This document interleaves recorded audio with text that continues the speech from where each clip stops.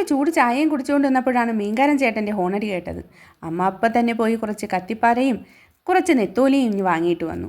പിന്നെ അവന്മാരെ അങ്ങ് വൃത്തിയാക്കുന്ന പരിപാടിയായി. കത്തിപ്പാരയും നെത്തോലിയും കഴുകി വൃത്തിയാക്കിയിട്ട് കത്തിപ്പാരയുടെ പുറത്ത് ആറഞ്ചം പുറഞ്ചം കുറേ വരയൊക്കെ അങ്ങ് വരഞ്ഞു വെച്ചിട്ടുണ്ട്.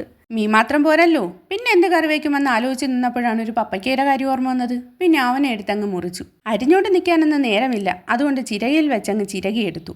പപ്പയ്ക്ക് അരിഞ്ഞ് തോരൻ വയ്ക്കുന്നതിനേക്കാളും കാണാനും കഴിക്കാനും എനിക്കിഷ്ടമായിട്ട് തോന്നിയിട്ടുള്ളത് ഇങ്ങനെ ചിരകിയെടുക്കുന്നതാണ്. എളുപ്പപ്പണിയുമാണ് കേട്ടോ.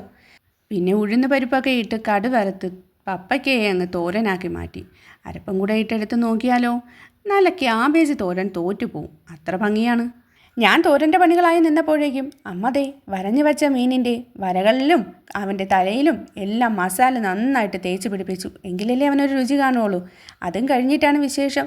വീട്ടിലുണ്ടായിരുന്ന ഒരു കുഞ്ഞു കറിവേപ്പിൻ്റെ 3/4 ഭാഗത്തോളം മീനിൻ്റെ അലങ്കോലപ്പണിക്കെന്നും പറഞ്ഞുകൊണ്ട് ഞാൻ ഒടിച്ചുകൊണ്ട് വന്നിട്ടുണ്ടായിരുന്നു. ഇതെല്ലാം കഴിഞ്ഞ് മീനിനെ പാത്രത്തിലാക്കിയപ്പോഴാണ് വിശേഷം. പാത്രത്തിൻ്റെ വലിപ്പം കുറഞ്ഞതാണോ മീനിൻ്റെ വലിപ്പം കൂടിയതാണോ അറിയാൻ വയ്യ. എങ്ങനെയെങ്കിലും അവന്മാരെ കുത്തി ഞെരുക്കിയിട്ട് അങ്ങ് പൊരിച്ചെടുത്തു. പിന്നെ നെത്തോലിയുടെ പണി അങ്ങ് തുടങ്ങി. അതിൽ അരപ്പം കലക്കി അലങ്കോല പണികൾക്കായി കുറച്ച് പച്ചമുളകും കറിവേപ്പിലയും പച്ച മാങ്ങയും കൂടി അരിഞ്ഞങ്ങിട്ടു. അവനെയും അടുപ്പിൽ കയറ്റി. ഇതിനിടയ്ക്ക് ഒരു തട്ടിക്കൂട്ട് രസം കൂടി അങ്ങ് വെച്ചു. പിന്നെ ഉച്ചവരെ ഒരു കാത്തിരിപ്പായിരുന്നു. കാര്യം മറ്റൊന്നും അല്ല കേട്ടോ, ആ പൊരിച്ച മീൻ കഴിച്ച് തീർക്കണ്ടേ. അങ്ങനെ ഉച്ചയായി ദേ ഒരു പിടി അങ്ങ് പിടിച്ചു.